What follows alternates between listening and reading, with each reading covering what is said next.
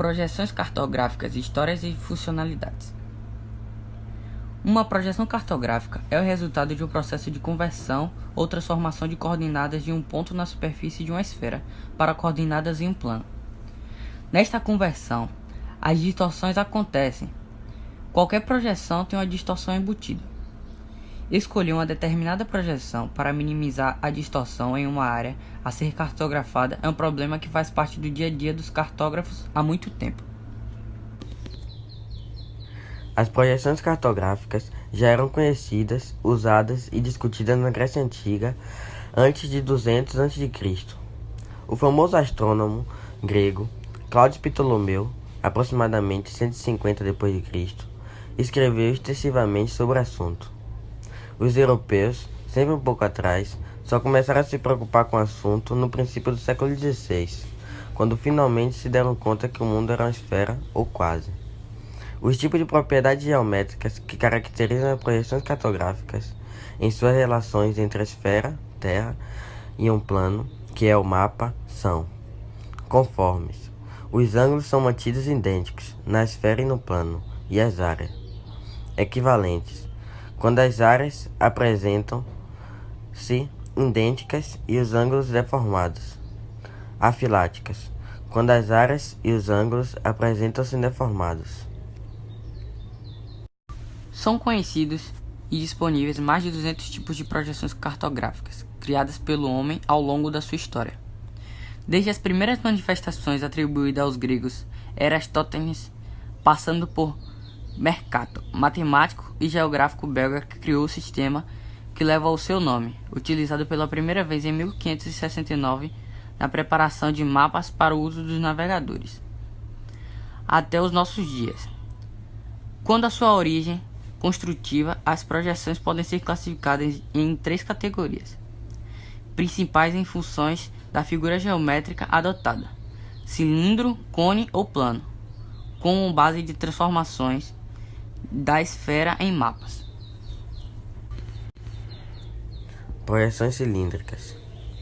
A esfera terrestre é envolvida por um cilindro, estabelecendo a situação que irá privilegiar linhas referenciais, meridianos ou paralelos, particulares nas zonas de contato entre elas.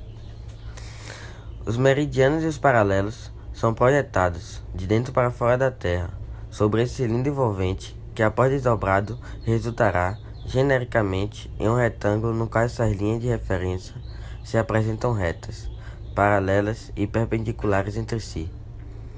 A disposição e os intervalos entre essas linhas dependerão da posição assumida pelo cilindro em relação à esfera terrestre.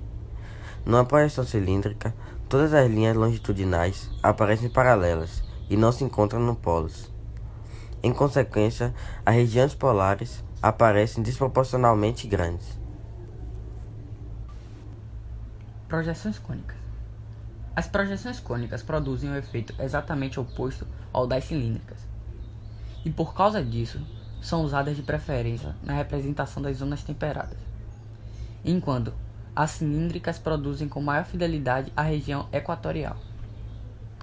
Para essa projeção, a esfera terrestre ou parte dela é envolvida por um cone. Do centro da esfera, tomado como posição ideal de um observador, projetam-se os infinitos pontos da superfície da Terra sobre o cone, que será posteriormente desenvolvido no plano do mapa. Essa condição resulta numa configuração afunilada, onde os meridianos são linhas retas e convergentes aos polos, e os paralelos são arcos concêntricos dos polos que cruzam as linhas meridianas perpendicularmente. Por sua perpendicularidade e condição geométrica, essa projeção são mais apropriadas à representação cartográfica das áreas de latitudes médias. A Europa, a Ásia e os Estados Unidos a utilizam com frequência. Projeções planas ou azimutais são aquelas que se desenvolvem no contato de um plano tangente à esfera terrestre, de tal forma que esse ponto de tangência transforma-se no centro da projeção. Quando esse centro é o polo, N ou S, chamamos a projeção direta, normal ou polar, sendo esta a situação mais privilegiada para sua aplicação. Nas projeções azimutais, os meridianos são linhas retas convergentes ao polo, e os paralelos são círculos concêntricos abrangendo apenas um hemisfério. Essas projeções são as mais comumente usadas para mapear áreas compactas, como as regiões polares.